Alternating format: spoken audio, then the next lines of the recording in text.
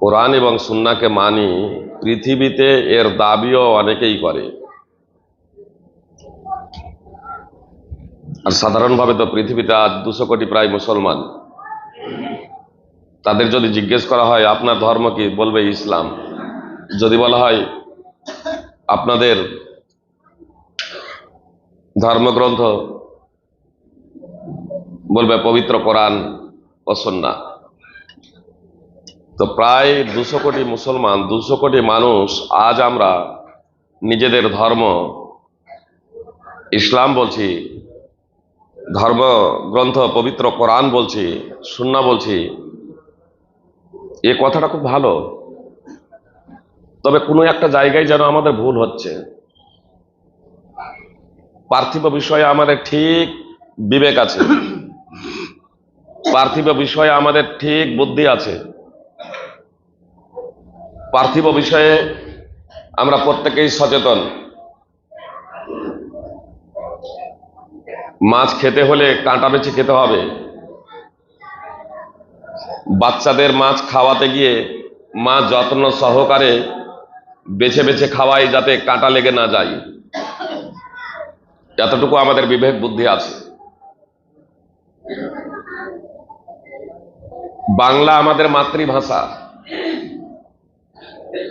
স্কুলে যখন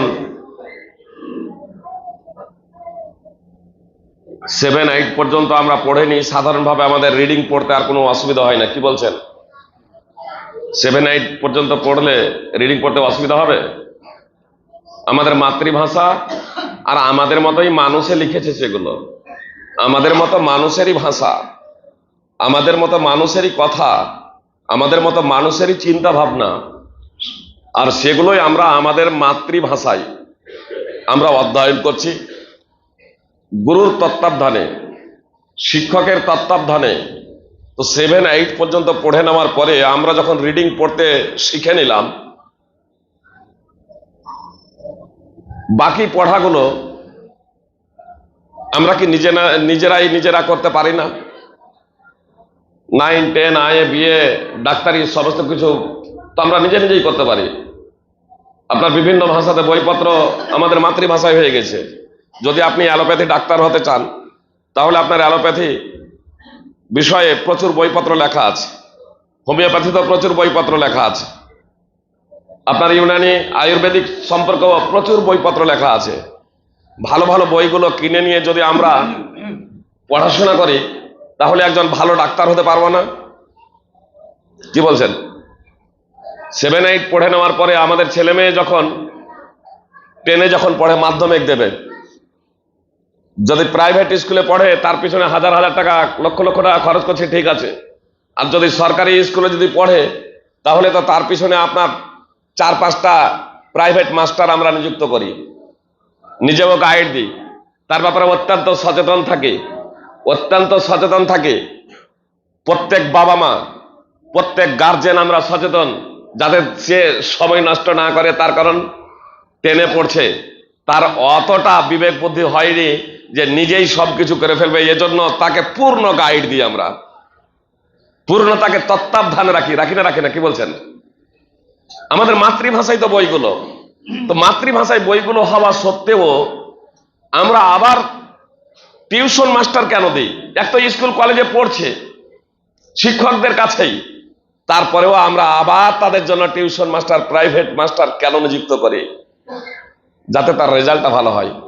এটা আমাদের বিবেক বুদ্ধি আছে যে একজন কসাই যারা খুব দক্ষ, একাই একটা গরুও জবাই করে দেয়। যে বড় বড় মোষ ইউপিতে দেখেছি, একাই একজন একটা মোষকে জবাই করে দেয়। আমাদের দিকেও অনেকেই আছে, আমরা যারা সাধারণ একটা গরু ফেলতে 5-7 জন লাগে, একটা উট ফেলতে হয়তো গোটা গ্রামের মানুষই লাগে। কিন্তু সৌদিতে আপনার কয়েক সেকেন্ড লাগে একটা উট নহর করতে, জবাই করতে। সৌদিতে একটা উট জবাই করতে একজনই জবাই করেন, কয়েক সেকেন্ড লাগে, মিনিটও না আপনার জবাই করতে। খাল ছাড়াতে গিয়ে তখন এবার সময় লাগে কিছুটা, বুঝতে পেরেছেন? তাহলে একটা বড় বড় পশুকে আমরা জবাই খুব সহজে করে দিই। আমাদের যখন অপারেশনের প্রয়োজন হয়, তখন কিন্তু এ কসাইয়ের কাছে, গরু জবাইয়ের কাছে যায় না, মোষ জবাইয়ের কাছে যায় না। কার কাছে যায়? সার্জনের কাছে যাই। ডাক্তারিতে যদি চান্স না পাই, তাহলে ভিন রাজ্যে বা ভিন দেশেও আমরা নিজেদের ছেলেদেরকে, যারা বড়লোক ধনসম্পদশালী, তারা নিজেদের ছেলেদেরকে ডাক্তারি পড়ানোর জন্য লক্ষ লক্ষ টাকা খরচ করে ভিন রাজ্যে, আপনার পশ্চিমবঙ্গের সুযোগ না পেলে ভিন রাজ্যে, অথবা ভিন রাজ্যে আপনার প্রাইভেট ইউনিভার্সিটিতে কিংবা আপনার বিদেশে তাদেরকে ডাক্তারি শিখতে পাঠিয়ে দেন। এখানেই তো মাতৃভাষায় বইপত্রগুলো হয়েছে, সেই বইপত্রগুলো অধ্যয়ন করে ভালো একজন ডাক্তার হতে পারতেন না? ওই বইগুলো তো আমাদের মতো মানুষের চিন্তা ভাবনা দ্বারা লিখিত, আমাদের মতো মানুষের চিন্তা ভাবনা মস্তিষ্ক প্রস্তুত বইগুলো। তো সেগুলো বুঝতেও যদি ডিকশনারি অভিধান দিয়ে না হয়, বরং শিক্ষকের প্রয়োজন হয়, গুরুর প্রয়োজন হয়। সুপ্রিয় ভাই এবং বোন, তো পবিত্র কোরআন এবং সুন্নাহ যা আরবিতে, সেই আরবিতে যে জিনিসটা, সেই জিনিসটা শিক্ষার জন্য কি আপনার শিক্ষকের প্রয়োজন নেই? গুরুর প্রয়োজন নেই?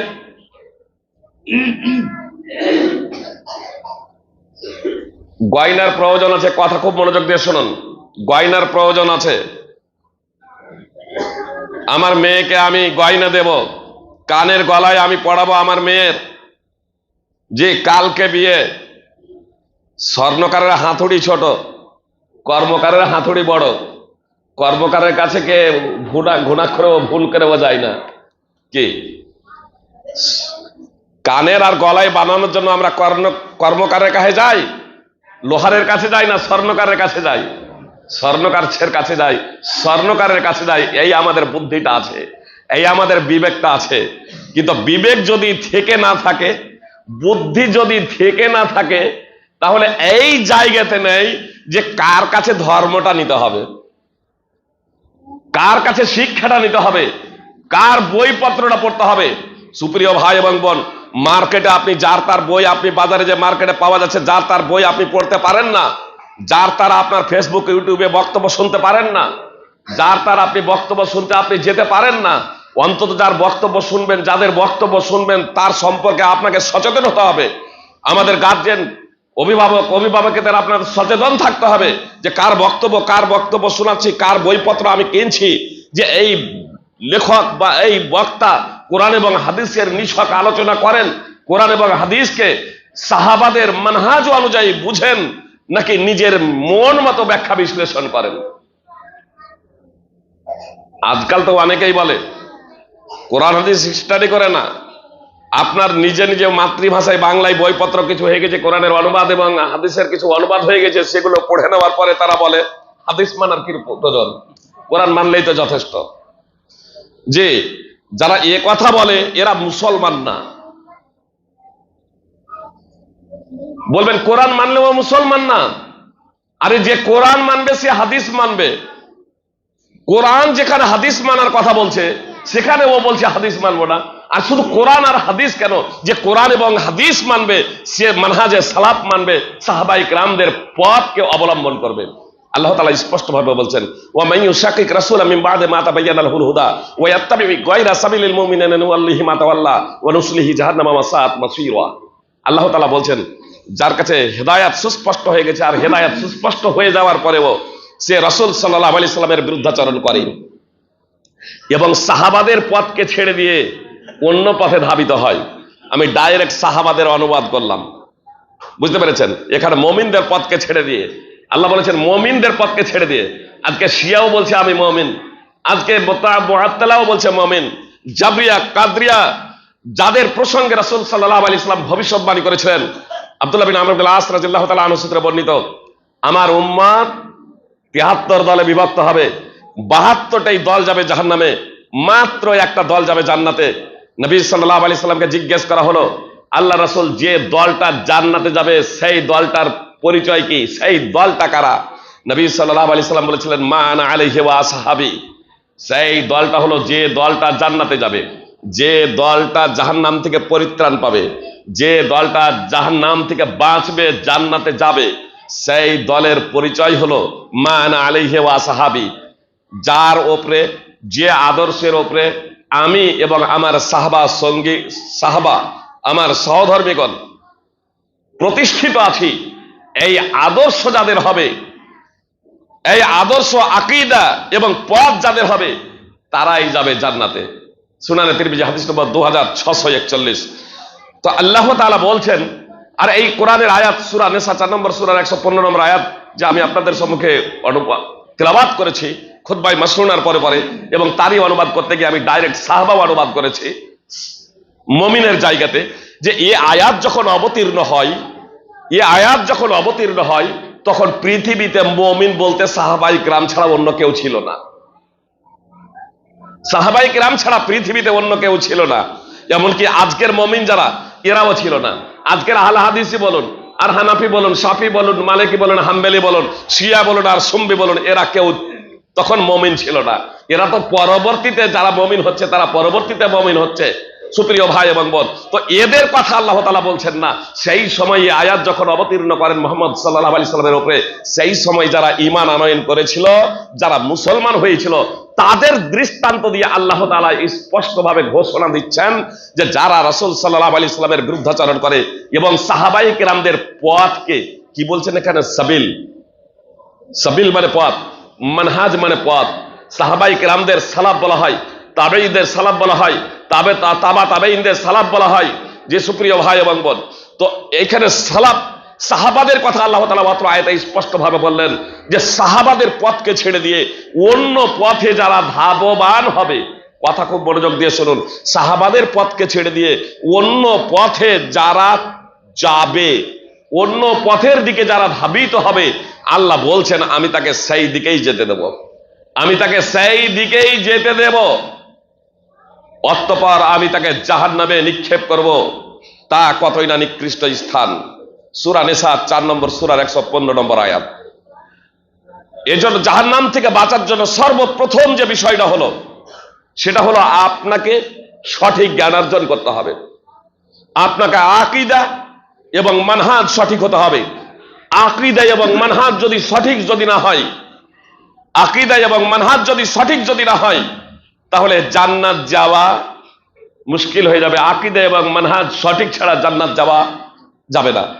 আল্লাহ তাআলা এই জন্য সাহাবায়ে কিরামদের ঈমানকে পরবর্তীদের জন্য মানদণ্ড নির্ধারণ করেছেন। আল্লাহ বলছেন ফাইন আমানু বিমিসলি মা আমানতু বিহি ফাকাদ ইহতাদাউ ওয়া ইন তাওয়াল্লাউ ফাইন্নাহুম ফি শিকাক। আল্লাহ তাআলা বলছেন যদি তারা তোমাদের মতো ঈমান নিয়ে আসে, তারা বলতে কারা এবং তোমাদের বলতে কারা, এই দুটো শব্দ বুঝে নেন।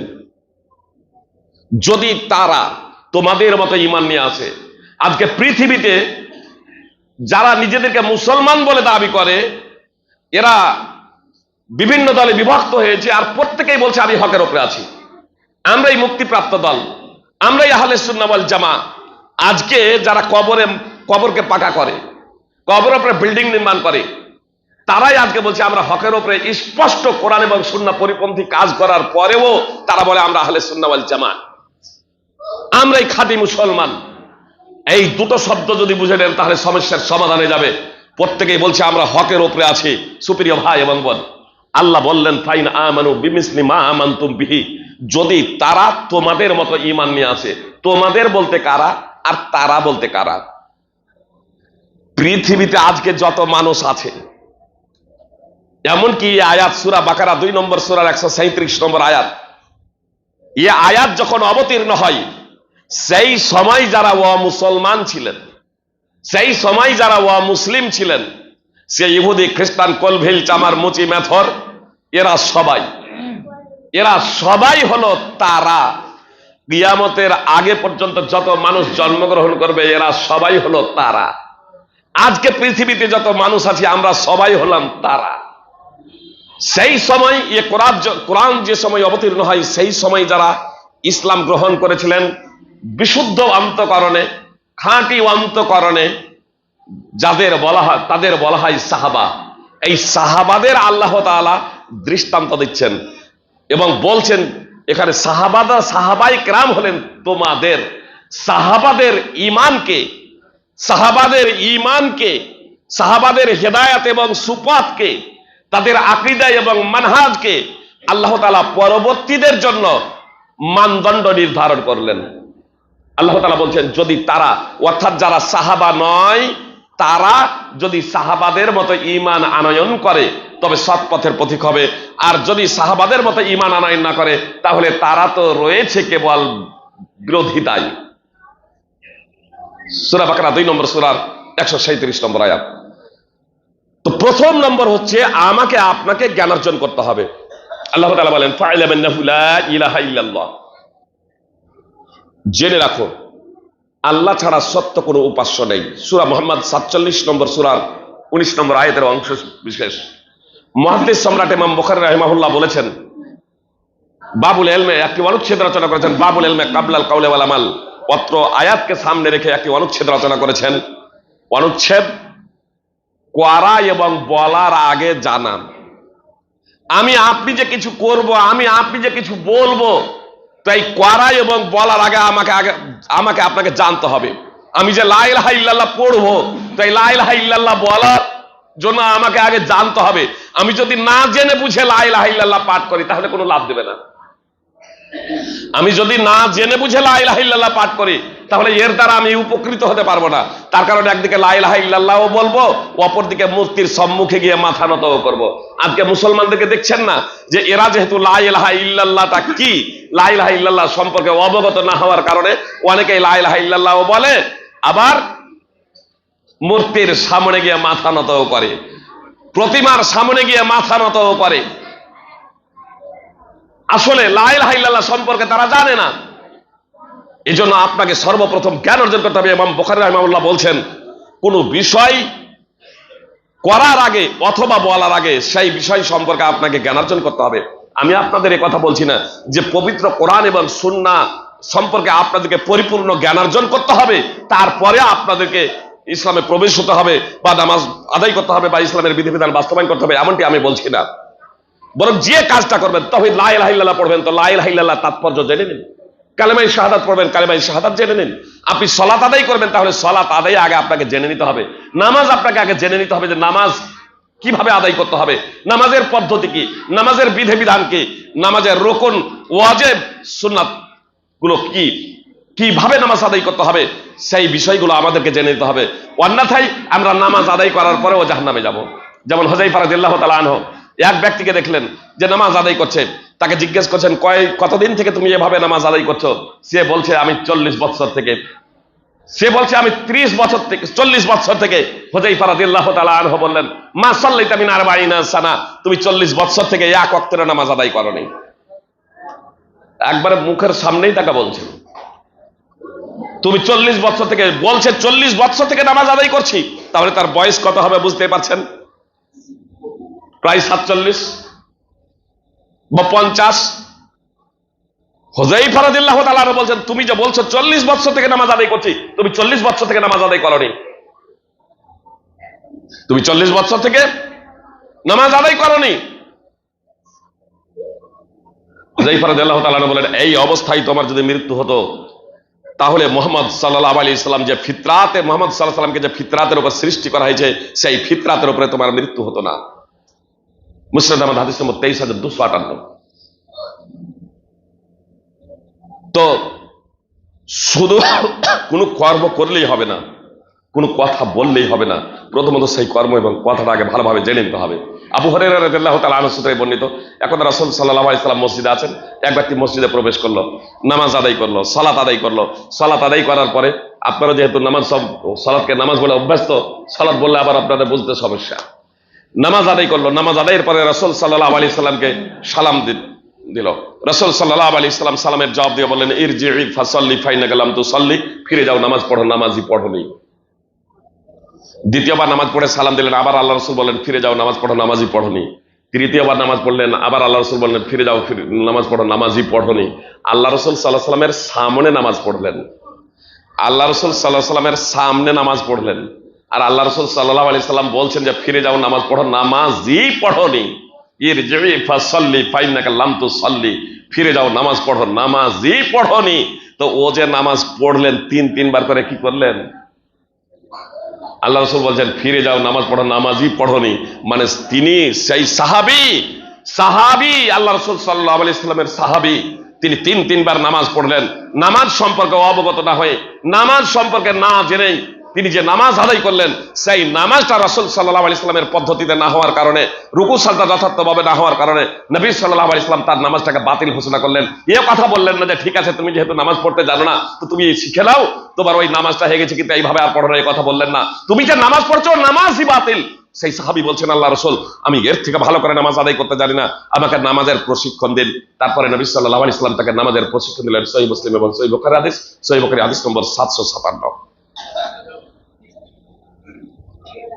তো আপনি যে কাজটা করব সেই কাজটা প্রথমত আমাকে ভালোভাবে জানতে হবে এবং যারা জানে তাদের কাছে আমাদেরকে জানতে হবে, তাদের কাছে আমাদেরকে জানতে হবে। সুপ্রিয় ভাই এবং বোন, আজকে তো আমাদের বাড়ির পার্শ্বে অনেক ডাক্তার আছে না নাই? কি বলছেন?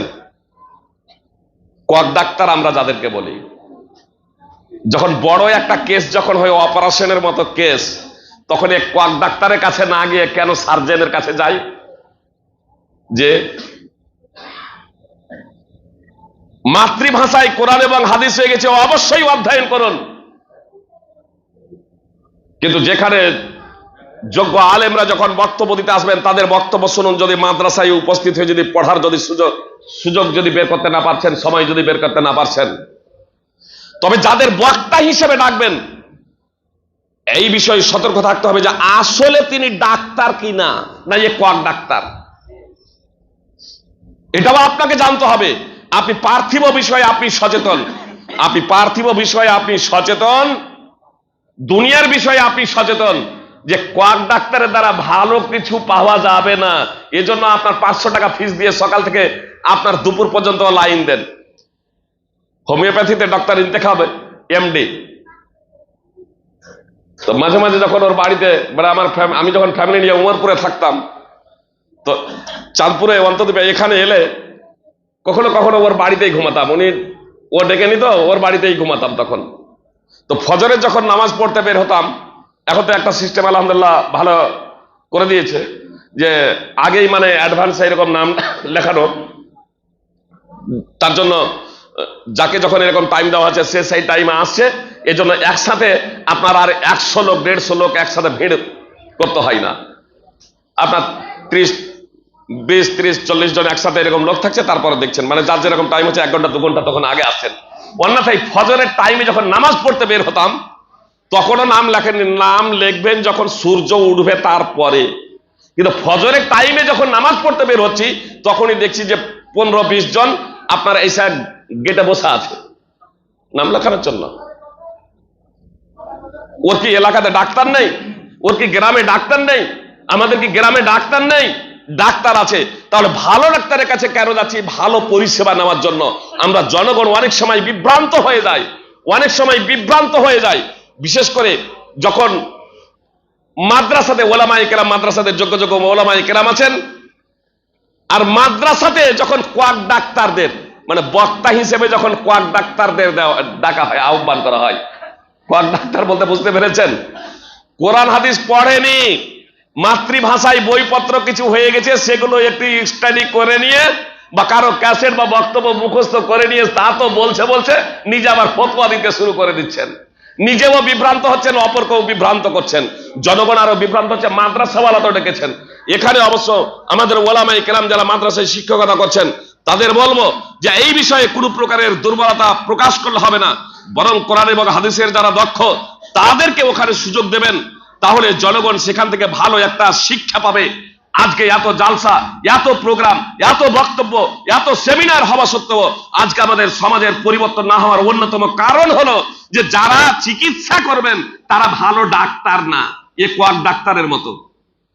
অনেক সময় মাদ্রাসায় শিক্ষকরা তো যোগ্য আছেন, কিন্তু কমিটি তো আর আপনার আলেম নন। এবার কমিটির চাহিদায় এবং কমিটির দাবিতে এবং কমিটির পরামর্শে এরা হার মেনে যান অনেক সময়, তাদের কথার মাধ্যমেই তারা রাখেন। মাদ্রাসার যারা কমিটি বৃন্দ আছেন তাদের বলবো ওলামায়ে কেরামদের সাথে পরামর্শ করেই করবেন। শুধু গলার আওয়াজ আর আবেগপূর্ণ বক্তব্যের মাধ্যম দিয়ে সঠিক জিনিস পাওয়া যায় না। জি, আমি কসাইয়ের উদাহরণ দিয়েছিলাম শুরুতেই, হয়তো আপনারা ধরতে পারেননি কথাটা, এই প্রেক্ষাপটে দিয়েছিলাম। কসাই তো আপনার 1 সেকেন্ডও একটা উট জবাই করতে লাগে না, আর আপনার একজন সার্জন আপনার একটা অপারেশন করতে আপনার 2 ঘন্টা 3 ঘন্টাও লাগিয়ে দেন। তো আপনার ওই কসাইয়ের কাছে গেলেই হয় না, খুব দ্রুত গতিতে অপারেশনটা হয়ে যাবে। কিন্তু আমরা এটা খুব বুঝি, হিতে বিপরীত হবে। ধর্মের মতো জিনিস যেটা আল্লাহ তাআলা প্রদত্ত জীবন ব্যবস্থা, সাহাবায়ে কেরাম যাদের মাতৃভাষাতে কোরআন অবতীর্ণ হয়েছে, সেই সাহাবায়ে কেরাম সব জায়গাতে কোরআনের তাৎপর্য অনুধাবন করতে পারেননি, কোরআন বুঝতে সক্ষম হননি। কোরআন বুঝতে গিয়ে তারা মিস্টেক করেছেন।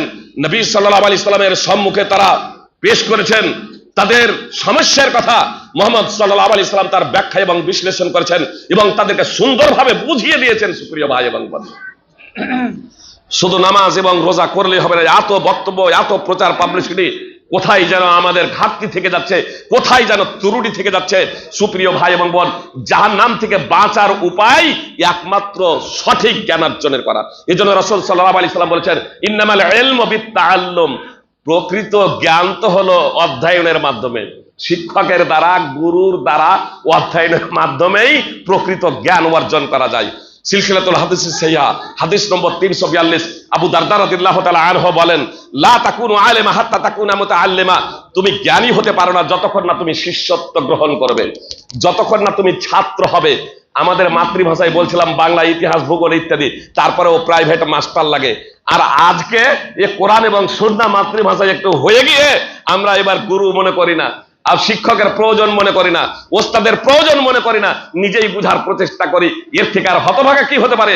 আমাদের মস্তিষ্ক প্রসূত জিনিসটা আমরা বুঝার ক্ষেত্রেও ভালোভাবে বুঝার জন্য টিউশন মাস্টারের প্রয়োজন বোধ করি, গুরুর প্রয়োজন বোধ করি। কিন্তু কোরআন এবং সুন্নাহ যে বিষয়টা, স্বয়ং সাহাবায়ে কেরাম কোরআনকে সঠিকভাবে বুঝতে সার্বিকভাবে ব্যর্থ হয়েছেন, আল্লাহ রাসূল সাল্লাল্লাহু আলাইহি সাল্লাম তাদেরকে বুঝিয়েছেন, তাদের সংস্কার সংশোধন করে দিয়েছেন।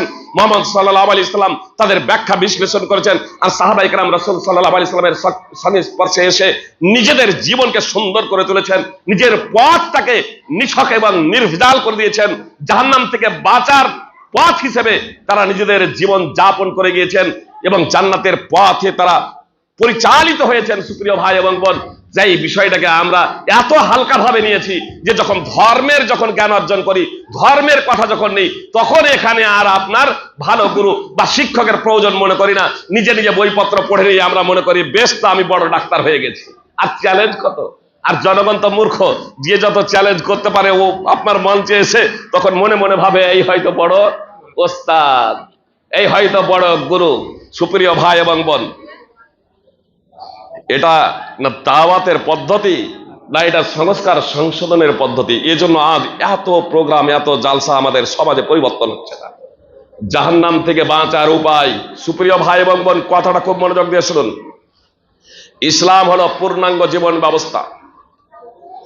ইসলাম ধর্মের প্রবর্তক কে? ইসলাম ধর্মের প্রবর্তক কে?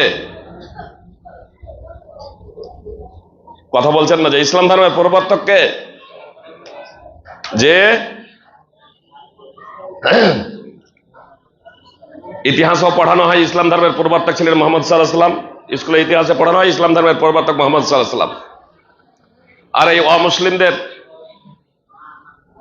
কৃষ্টি কালচার, আচার ব্যবহার বা তাদের অনেক সময় প্রশ্নের প্রেক্ষাপটে ওই কোয়াক ডাক্তাররা ইসলামকে তখন সেইভাবে ব্যাখ্যা বিশ্লেষণ দিতে শুরু করে, কোরআন এবং হাদিসকেও অনেক সময় অস্বীকার করে দেয়, কখনো জেনে শুনে, কখনো অজান্তে। আল্লাহ হেফাজত করুক এবং তাদের সুবতি দান করুক। আমি অবশ্য যে সমস্ত সাধারণ শিক্ষিত ভাইরা স্টাডি করছেন, অধ্যয়ন করছেন এবং দিনের পথে এগিয়ে আসছেন, আমি তাদের এ পথে বাধা দিচ্ছি না। আমি আপনাদের উৎসাহ প্রদান করতই এ কথা বলছি, যে বিষয়টা আপনারা মাতৃভাষায় যখন পড়বেন, একজন ভালো আলেমের তত্ত্বাবধানে থেকে সেই কাজটা করবেন। 10 বছর মাদ্রাসায় পড়তে হবে এ কথা আমি বলছি না। অবশ্যই কোরআন এবং সুন্নাহকে যথার্থভাবে জানার জন্য মাদ্রাসায় পড়তে হবে। বর্তমান সিস্টেম যেটা মাদ্রাসায় পড়া, 10 বছর 15 বছর অবশ্যই সেটা পড়তে হবে। কোরআন এবং হাদিস সম্পর্কে যদি পারদর্শিতা অর্জন করতে হয়।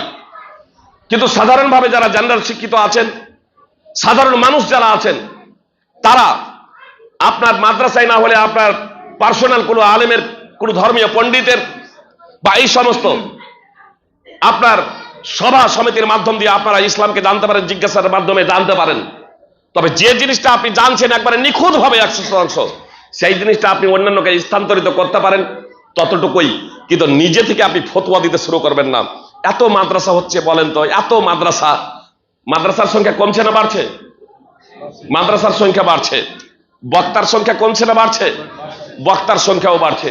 মাদ্রাসার সংখ্যাও বাড়ছে, বক্তার সংখ্যাও বাড়ছে।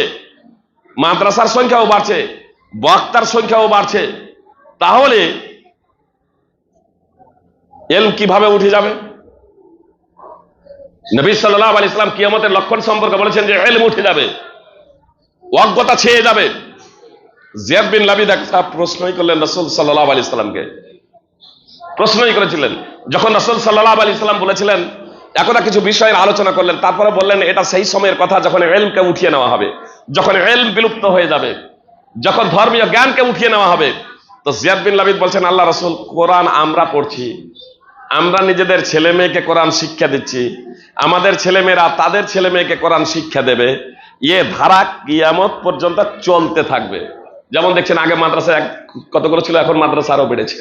বক্তা আগে কম ছিল, এখন বক্তা আরো বেড়েছে। তো সব তো বাড়তেই আছে।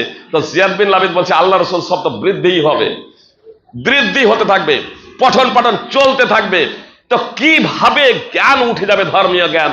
তখন রাসূল সাল্লাল্লাহু আলাইহি ওয়াসাল্লাম বলেছিলেন, হে জিয়াদ, তোমার মা তোমার জন্য বিলাপ করুক, আমি তো তোমাকে মদিনার একজন বুদ্ধিজীবী মনে করতাম। আলাইসাত হাযিহিল ইয়াহুদ ওয়ান নাসারা ইয়াকরাউনা আত-তাওরাত ওয়াল ইনজিল, এই ইহুদি খ্রিস্টানরা কি তাওরাত এবং ইনজিল পড়ে না? লা ইয়ামালুনা বিশাইইম মিম্মা ফিহিমা, কিন্তু এই ইহুদি খ্রিস্টানেরা তাওরাত ইনজিল তো পড়ে, কিন্তু তাওরাত ইনজিল অনুযায়ী জীবন যাপন করে না। আজকে বিষয় শুনান ইবনে হাদিস নম্বর 4048। আজকে বিষয়টা একেবারে আমাদের সমাজের সাথে ফিট হয়ে যাচ্ছে। কোরআন হাদিস তো আমরা পড়ছি, কিন্তু কোরআন এবং হাদিস কি আমরা নিজেদের জীবনে অ্যাপ্লাই করেছি, নিজেদের জীবনে বাস্তবায়ন করেছি? মাদ্রাসায় কোরআন এবং হাদিস পঠন পাঠন হয়, বলুন মাদ্রাসায় কোরআন এবং হাদিস পঠন পাঠন হয়? যে মাদ্রাসায় কোরআন এবং হাদিস পঠন পাঠন হয়, মাদ্রাসা কমিটি সাধারণ থাকতেই পারেন, সেটা স্বতন্ত্র ব্যাপার। তো দিনের ব্যাপারে, ধর্মীয় ব্যাপারে, ইসলামের প্রচার প্রসারের ব্যাপারে, জালসার ব্যাপারে যদি আপনার চূড়ান্ত সিদ্ধান্ত গ্রহণ করেন, তাহলে কারা গ্রহণ করবেন? ওলামায়ে কিরাম? না, এ জনসাধারণ যারা জাহেল তারা কে করবেন? যে বিষয়ে, যে সম্পর্কে যিনি অভিজ্ঞ আছেন তিনি সেই বিষয়ে কথা বলবেন না? না, যার যে বিষয়ে জ্ঞান নেই সে বিষয়ে কথা বলবে? আজকে কিন্তু হচ্ছে এটাই। ওলামায়ে কিরাম সব চুপ, ওলামায়ে কিরাম সব চুপ। সভাপতি যদি বসেও আছেন শুধু ধরো লক্ষণ। অনেকদিন আগে জামিয়া রহমানিয়া, নাম নিচ্ছি না আমি, শুধু এতটুকু শুধু বলছি, আশরাফুল হক রহমানী ছিলেন, বেঁচে আছেন এখনো। ফারুক আব্দুল্লাহ নারায়ণপুরি আল মাদানী হাফেজাহুল্লাহ আগামী কালকে গোবিন্দপুরে আসবেন, সকাল 9টা থেকে 12টা প্রোগ্রাম আপনাদের শুনতে যাওয়ার জন্য বলছি। খুবই যোগ্য ব্যক্তি, খুবই যোগ্য আলেম ফারুক আব্দুল্লাহ নারায়ণপুরি। মদিনা ইউনিভার্সিটিতে একদা 900 মার্কের মধ্যে 899 পেয়েছিলেন, 900-র মধ্যে 899।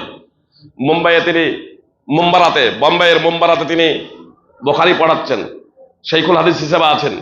তিনি এখানে আসছেন কালকে, পরশুদিন 7ই ডিসেম্বর বুড়িয়ান উত্তর দিনাজপুরে যাবেন সেমিনারে অংশগ্রহণ করার লক্ষ্য এবং উদ্দেশ্যে। তো তার আব্বা একদা জামিয়া রহমানিয়াতে সভাপতি ছিলেন। একজন স্টেজে উঠে বলছেন, বর্তমান যুগে কি কোরআনের এই বিধানগুলো মানা যায়? বর্তমান যুগে কি কোরআনের এই বিধানগুলো মানা যায় যে মুশরিকের সাথে মুসলিমের বিয়ে বৈধ নয়? এটা মানা যাবে না। নিজে বলছেন আলোচক নিজে বলছেন, ইসলামের বিধান কি অজানা তার এমনটি না। বলছে বর্তমান যুগে কি এটা মানা যায়? বর্তমান যুগে কি এটা মানা যায় যে মুশরিক নারীর সাথে বা মুশরিক পুরুষের সাথে একজন মুমিন ছেলে মেয়ের বিয়ে বৈধ নয়? বর্তমান যুগে কি এটা মানা যায় যে ছেলের অর্ধেক উত্তরাধিকার পাবে, মিরাস পাবে মেয়ে? এইভাবে ডাইরেক্ট কোরআনের উল্লেখ করে 4টি বিষয়ের প্রতিবাদ করেছিলেন। আলোচক আলোচনা করতে গিয়ে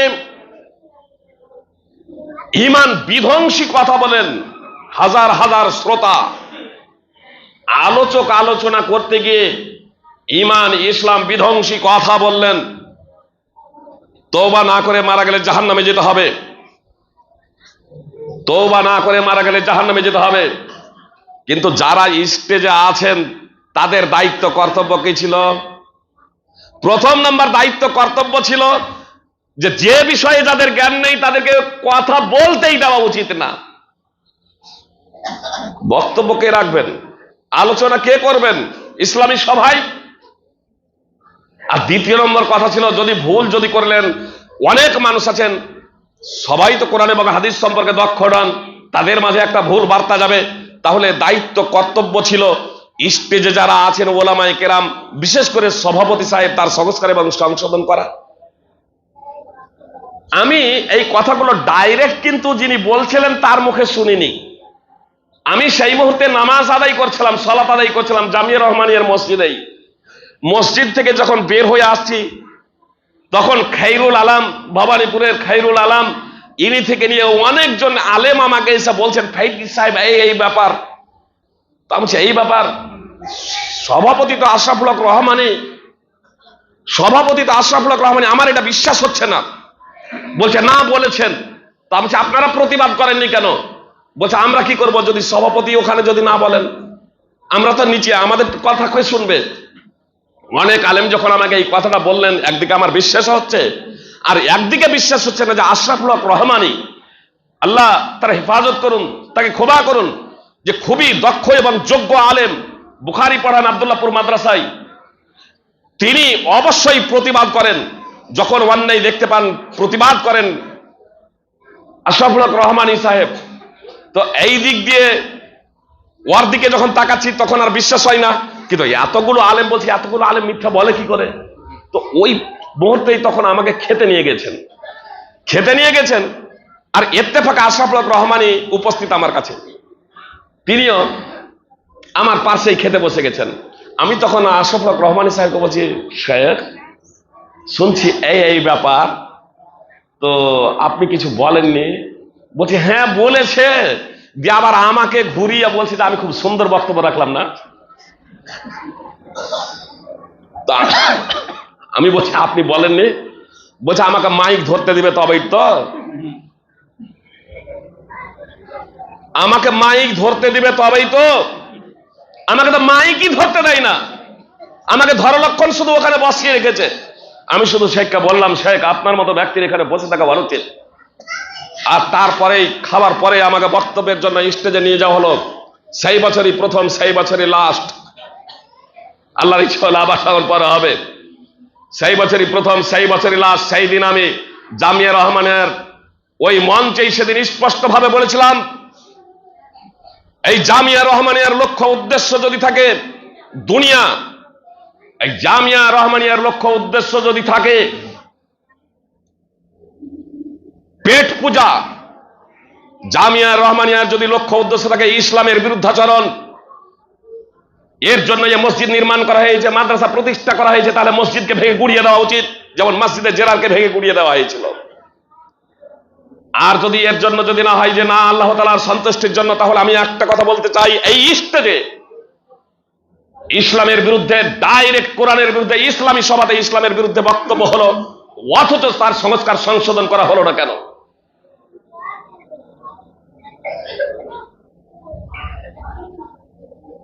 যে বলেছিলাম আমি, আমার বলার লক্ষ্য উদ্দেশ্য হলো যে সভাপতি অবশ্যই বলতেন, তিনি বলছেন আমাকে বসে রেখেছেন ধরলক্ষণ। জনগণ তো বিভ্রান্ত হবে, আর জনগণ বিভ্রান্ত হচ্ছে এই জন্যই। সুপ্রিয় ভাই এবং বোন, কথা খুব মনোযোগ দিয়ে শুনুন সুপ্রিয় ভাই এবং বোন, শুধু নামাজ, রোজা, হজ, যাকাত শুধু করলেই জান্নাতে যাওয়া যায় না। আবু হুরায়রা রাদিয়াল্লাহু তাআলা আনহু সূত্রে বর্ণিত, রাসূল সাল্লাল্লাহু আলাইহি সাল্লামকে সাহাবায়ে কিরাম বললেন, আবু হুরায়রা রাদিয়াল্লাহু তাআলা আনহু বর্ণনাকারী, এক মহিলা সম্পর্কে তারা বর্ণনা দিলেন যে একজন মহিলা আছে যে নামাজ আদায় করে, ফরজ নামাজ পড়ে, রাত্রেও কিয়াম করে, তাহাজ্জুদের নামাজ আদায় করে, রাতভর তাহাজ্জুদের নামাজ আদায় করে, দিনভর রোজা রাখে। মানে ফরজ নামাজও পড়ে, রমাজানের রোজাও রাখে, এতেই সন্তুষ্ট না। নফল রোজার বিশেষ ফজিলত আছে না, মাহাত্ম্য আছে না? তো এই মহিলা এত দিনদার যে সে নফল নামাজও পড়ে, নফল রোজাও রাখে, ভালো কাজও করে, দান খয়রাতও করে, শুধু যাকাত আদায়ে নয়, দান খয়রাত করে, নিঃসন্দেহে এগুলো ভালো কাজ, নিঃসন্দেহে এগুলো ভালো কাজ। নবী সাল্লাল্লাহু আলাইহি সাল্লামকে বলা হলো ওয়া তুজি জিরানাহা বিলিসানিহা, কিন্তু সেই মেয়েটা মুখের কথা দ্বারা তার প্রতিবেশীকে কষ্ট দেয়, কিন্তু সেই মেয়েটা মুখের কথা দ্বারা তার প্রতিবেশীকে কষ্ট দেয়। নবী সাল্লাল্লাহু আলাইহি সাল্লাম বললেন লা খায়রা ফিহা ওয়া হিয়া মিন আহলিন নার, তার মধ্যে কোনো কল্যাণ নেই, সে হলো জাহান্নামী।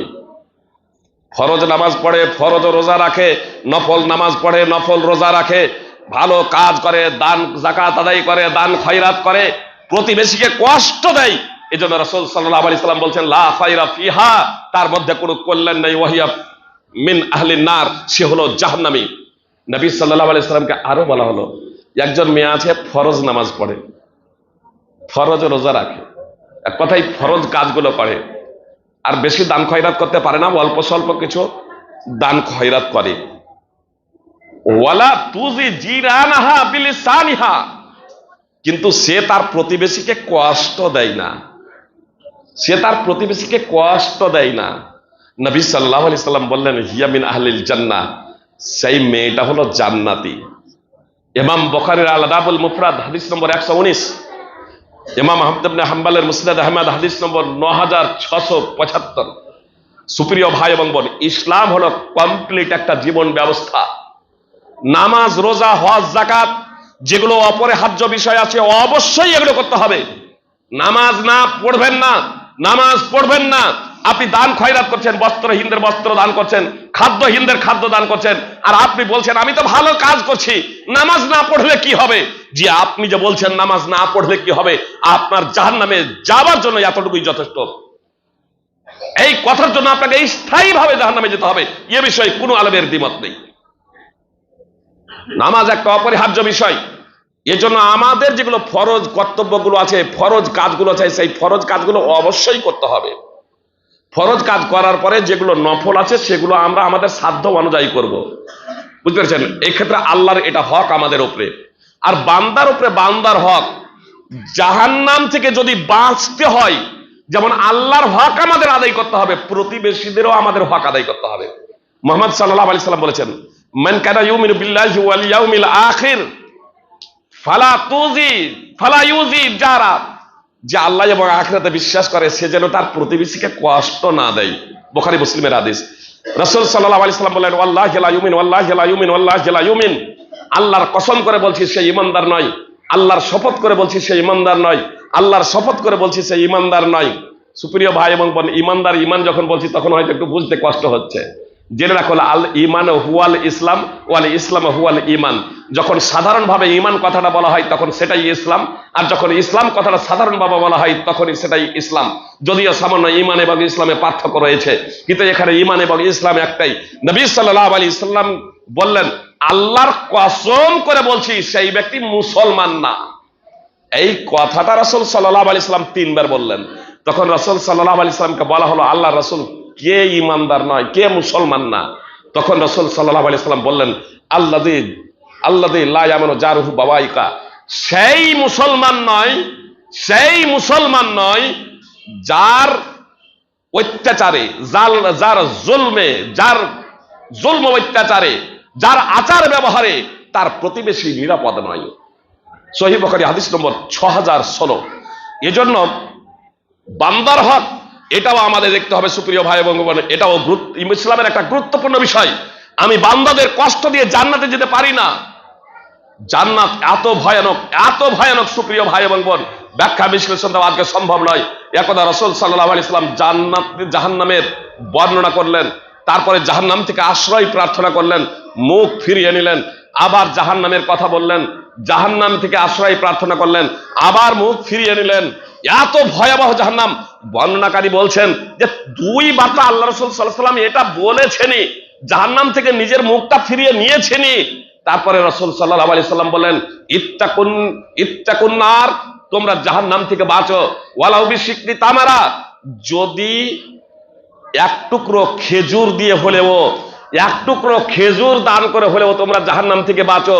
ফা ইল্লাম তাজিদ, যদি তোমরা এক টুকরো খেজুরও না পাও কাউকে দেওয়ার জন্য, এক টুকরো খেজুরও যদি না পাও তোমরা দান করার জন্য, এটা উদাহরণ দিচ্ছেন সামান্য এক টুকরো, ওখানে তখন খেজুর অ্যাভেলেবেল, মক্কা মদিনায় এক টুকরো খেজুর হলো তোমরা দাও, দিয়ে জাহান্নাম থেকে বাঁচো। যদি সেটাও যদি তোমাদের দ্বারা সম্ভব না হয়, তবে কালিমাতিন তাইয়্যিবা, তবে সুমিষ্ট কথার দ্বারা জাহান্নাম থেকে বাঁচো, ভালো কথার দ্বারা জাহান্নাম থেকে বাঁচো। সহিহ বুখারী হাদিস নম্বর 6071, মুআজ বিন জাবাল রাদিয়াল্লাহু তাআলা আনহু সূত্রে বর্ণিত, রাসূল সাল্লাল্লাহু আলাইহি সাল্লাম বলেছেন, মানুষ তার অসংযত কথাবার্তার কারণে অধমুখে জাহান্নামে নিপতিত হবে। মানুষ তার অসংযত কথাবার্তার কারণে অধমুখে জাহান্নামে নিপতিত হবে। মানুষ অসংযত কথার কারণে জাহান্নামে অধোমুখে মাথা নিচু করে, মুখ নিচু করে জাহান্নামে নিমজ্জিত হবে। সুনানে ইবনে মাজাহ হাদিস নম্বর 3973।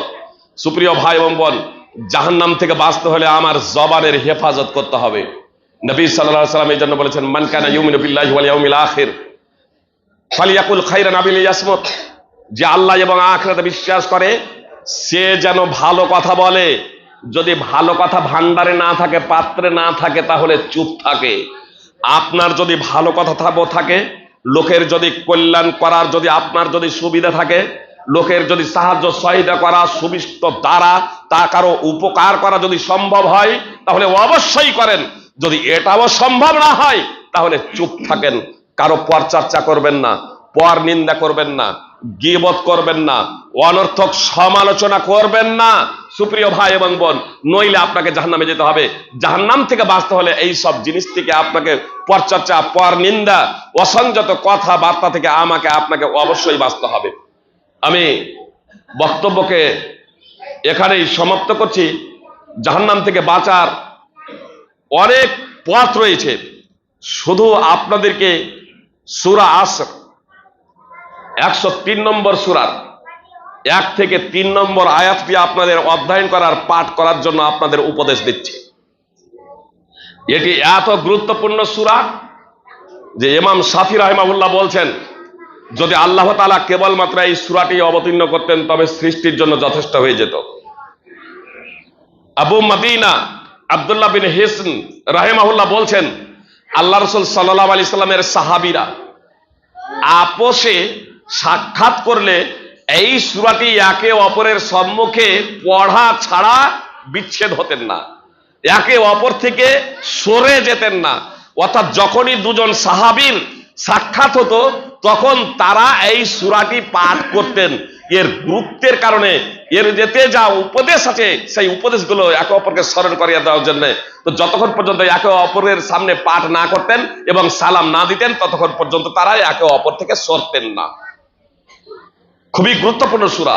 সুপ্রিয় ভাই এবং বোন, জাহান্নাম থেকে বাঁচার উপায়, জাহান্নাম থেকে যদি বাঁচতে যদি চান, তাহলে অবশ্যই এ সূরাতে, অন্তত এ সূরাতে যে ফর্মুলা আল্লাহ তাআলা বলে দিয়েছেন, সেই ফর্মুলা আমাদেরকে অবশ্যই নিতে হবে। আল্লাহ বলছেন সময়ের শপথ করে, ওয়াল আসর, সময়ের শপথ করে বললেন, ইন্নাল ইনসানা লাফি খুসর, দুটো তাগিদের শব্দ ব্যবহার করেছেন। নিশ্চয় নিশ্চয় সকল মানুষই ক্ষতির মধ্যে রয়েছে, সমস্ত মানুষই ক্ষতিগ্রস্ততায় নিমজ্জিত রয়েছে। ইল্লাল্লাযীনা আমানু ওয়া আমিলুস সালিহাতি ওয়া তাওয়াসাউ বিল হাক্কি ওয়া তাওয়াসাউ বিস সাবর, স্বতন্ত্র হলো তাদের কথা যারা ঈমান এনেছে। ব্যাখ্যা বিশ্লেষণ দেওয়া সম্ভব নয়। যারা ঈমান এনেছে, নম্বর 1। নম্বর 2, যারা সৎ কর্ম করেছে, ভালো কাজ করেছে। নম্বর 3, যারা হকের, সত্যের এক অপরকে উপদেশ দিয়েছে, ইসলামের এক অপরকে উপদেশ দিয়েছে, তৌহিদের এক অপরকে উপদেশ দিয়েছে, সৎ কাজের এক অপরকে উপদেশ দিয়েছে এবং অসৎ কাজে বাধা প্রদান করেছে। এবং এই সত্যকে মানতে গিয়ে, ইসলামকে মানতে গিয়ে যে বিপদ আপদ এসেছে, ইসলামের প্রচার পাবলিসিটি করতে গিয়ে যে বিপদ আপদ দুঃখের সম্মুখীন হয়েছে, সেই ক্ষেত্রে নিজেও ধৈর্য ধারণ করেছে, অন্যকেও ধৈর্য ধারণের উপদেশ দিয়েছে।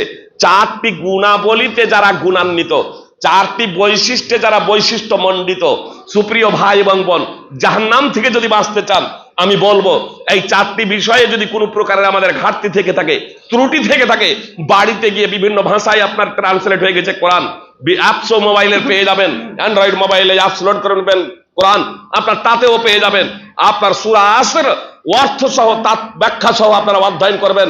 ইনশাআল্লাহ জাহান্নাম থেকে বাঁচার জন্য আমাদের খুব সহজ হয়ে যাবে, জাহান্নাম থেকে বাঁচার জন্য খুব সহজ হয়ে যাবে সুপ্রিয় ভাই এবং বোন। এজন্য আপনাদেরকে বলবো যে এই সূরাটি আপনারা বেশি বেশি করে তেলাওয়াত করবেন, ছেলেদের সামনে পাঠ করবেন, ভাবার্থগুলো ব্যক্ত করবেন। 4টি গুণাবলীতে যদি কোনো প্রকার আমাদের ত্রুটি এবং ঘাটতি থেকে থাকে, সেই 4টি গুণাবলীতে আমরা গুণান্বিত হওয়ার, 4টি বৈশিষ্ট্যমণ্ডিত হওয়ার জন্য নিজেরা প্রচেষ্টা করব। সমাজকে সেই বৈশিষ্ট্যপূর্ণ করার জন্য, সেই 4টি গুণে গুণান্বিত করার জন্য সার্বিকভাবে প্রচেষ্টা চালাবো। এই 4টি গুণ দ্বারাই আমরা সমাজে শান্তি প্রতিষ্ঠা করতে পারি। সাহাবায়ে কেরাম রাদিয়াল্লাহু তাআলা আনহুমদের যুগে যে স্বর্ণযুগ বলে পরিচিত, আপনার যেখানে হিংসা বিদ্বেষ, খুনোখুনি, মারামারি, রাহাজানি, ছিনতাই, জেনা, ব্যভিচার, নেশাজাত দ্রব্য কোনো কিছুই ছিল না, ওই রকম একটা শান্ত সুষ্ঠু পরিবেশ আমাদের সমাজে তৈরি হবে ইনশাআল্লাহ, যদি আমরা সেই 4টি গুণে গুণান্বিত হতে পারি। আল্লাহ তাআলা আমাদের প্রত্যেকে সেই 4টি গুণে গুণান্বিত হওয়ার তৌফিক দান করেন। সুপ্রিয় ভাই এবং বোন, কথা শেষ করছি এ কথা দ্বারা, যে আমাদের যত পাপ হয়ে গেছে, আমাদের যত পাপ হয়ে গেছে, যেমন শুনছিলেন শিরক ক্ষমাযোগ্য নয়। ক্ষমাযোগ্য নয় মানে যদি শিরকের অবস্থায় কেউ মারা যায়, শিরকের অবস্থায় কেউ যদি মারা যায় তাহলে ক্ষমাযোগ্য নয় সুপ্রিয় ভাই বোন। কিন্তু শিরক করে কেউ যদি এই পার্থিব জগতে আমাদের চলতে ফিরতে উঠতে বসতে আকীদা এবং কর্মের মাধ্যমে চাল চলনে অনেক সময় আমাদের শিরক হয়ে যায় সুপ্রিয় ভাই এবং বোন, আমরা যদি আমাদের জীবদ্দশাতে এই শিরক থেকে পরিপূর্ণরূপে বিশুদ্ধ অন্তঃকরণে, খাঁটি অন্তঃকরণে, বিশুদ্ধ অন্তঃকরণে একমাত্র আল্লাহ তাআলার সন্তুষ্টির জন্য আমরা যদি শিরক থেকে আল্লাহ তাআলার কাছে তওবা করি এবং দৃঢ় প্রতিজ্ঞাবদ্ধ হই যে জীবনে আর কখনো আমরা শিরক করব না। এমনকি আপনাদের বলি, পৃথিবীর সবথেকে যে বড় মুশরিক, সেও যদি তওবা করে, আল্লাহর কাছে ফিরে আসে, ঈমান আনয়ন করে, কালেমা শাহাদাত পড়ে, আশহাদু আল্লা ইলাহা ইল্লাল্লাহ ওয়া আশহাদু আন্না মুহাম্মাদান আবদুহু ওয়া রাসূলুহু, আর ভালো কাজ করতে শুরু করে দেয়, সৎ কাজ করতে শুরু করে দেয়, আল্লাহ বলছেন ইল্লা মান তাবা ওয়া আমানা ওয়া আমিলা আমালান সালিহান ফাউলাইকা ইবাদুল্লাহু সাইয়্যাতিহিম হাসানাত। সূরা ফুরকান 25 নম্বর সূরার 70 নম্বর আয়াত। আল্লাহ বলছেন যে শিরক করার পরে অপরাধ করার পরে যদি তওবা করে, যদি ঈমান নিয়ে আসে, সৎ কর্ম করে, আল্লাহ তাদের পাপ রাশিকে পুণ্য রাশিতে, নেকিতে পরিবর্তন করে দেবেন। সূরা ফুরকানের 70 নম্বর আয়াত। এজন্য আমরা তওবা করব, বেশি বেশি তওবা। জাহান্নাম থেকে বাঁচার অনেক পথ আছে। আপনাকে তো 5 ওয়াক্তের নামাজ পড়তেই হবে। আমরা নামাজ পড়েও জাহান্নামে, একটা হাদিস শুনলেন, এই বিষয়টা বলে দিই। একটা হাদিসে শুনলেন এক্ষুনি, আমি বললাম যে একজন মহিলা নামাজও পড়তো, নফল নামাজও পড়তো, শুধু 5 ওয়াক্তের নামাজ না, রোজাও করতো, নফল রোজাও করতো, দান খয়রাতও করতো, তারপরেও তার প্রতিবেশীকে কষ্ট দেওয়ার কারণে, মুখের দ্বারা কষ্ট দেওয়ার কারণে আল্লাহ রাসূল বললেন তার মধ্যে কোনো কল্যাণ নেই, সে জাহান্নামে যাবে। অথচ আমরা জানি যে রাসূল সাল্লাল্লাহু আলাইহি সাল্লাম একদা সাহাবাদের বলেছিলেন, বলো তো তোমাদের কারো বাড়ির সামনে যদি নদী থাকে আর তাতে প্রত্যহ 5 বার কেউ গোসল করে, তাহলে তার দেহে কি ময়লা বাকি থাকবে? তখন সাহাবায়ে কেরাম রাদিয়াল্লাহু তাআলা আনহুম বলেছিলেন যে আল্লাহ রাসূল, তার দেহে ময়লা বাকি থাকবে না। তখন আল্লাহ রাসূল সাল্লাল্লাহু আলাইহি সাল্লাম বলেছিলেন যে এটা হলো 5 ওয়াক্ত নামাজের উদাহরণ, এর মাধ্যমে আল্লাহ তাআলা গুনাহগুলোকে মাফ করে দেন। সহিহ বুখারী হাদিস নম্বর 528, সহিহ মুসলিম হাদিস নম্বর 667। আসলে ছোট ছোট যে সমস্ত অপরাধগুলো হয়ে যায়, ছোট ছোট যে সমস্ত পাপগুলো হয়ে যায়, এগুলো আমাদের 5 ওয়াক্তের নামাজের মাধ্যমে, রমজানের মাধ্যমে, ওযুর মাধ্যমে ইত্যাদি সাধারণভাবে এই সমস্ত জিনিসগুলোর মাধ্যমে আমাদের মাফ হয়ে যায়। কিন্তু যে সমস্ত বড় বড় গুনাহগুলো আছে, এই বড় বড় গুনাহগুলো সাধারণভাবে মাফ হতে হবে না। বান্দার হক থাকলে তার কাছে আমাকে ক্ষমা চেয়ে নিতে হবে। কাউকে আমি মেরেছি, কারো আমি ধনসম্পদ আত্মসাৎ করেছি, তার কাছ থেকে আমার কাছে ক্ষমা চেয়ে নিতে হবে, যার নিয়েছি তাকে ফেরত দিতে হবে। সামর্থ্য থাকলে, না থাকলে তার কাছ থেকে ক্ষমা চেয়ে নিতে হবে, এটা বান্দার হক সুপ্রিয় ভাই এবং বোন। আল্লাহর যদি ইবাদতে কোনো প্রকার আমাদের ত্রুটি বিচ্যুতি করে দিতে থাকে, তাহলে আল্লাহ তাআলার কাছে ক্ষমা প্রার্থনা করতে হবে। দুটো বিষয় আমাদেরকে ভালোভাবে করতে হবে, এক আল্লাহর দাসত্ব, আল্লাহর ইবাদতে কোনো প্রকারের শিথিলতা প্রদর্শন করা চলবে না, যা অপরিহার্য করেছেন তা আমাদের বাস্তবায়ন করতে হবে, এবং বান্দার যে হক আছে সেই বিষয়ে আমাদের সকলকে সতর্ক থাকতে হবে।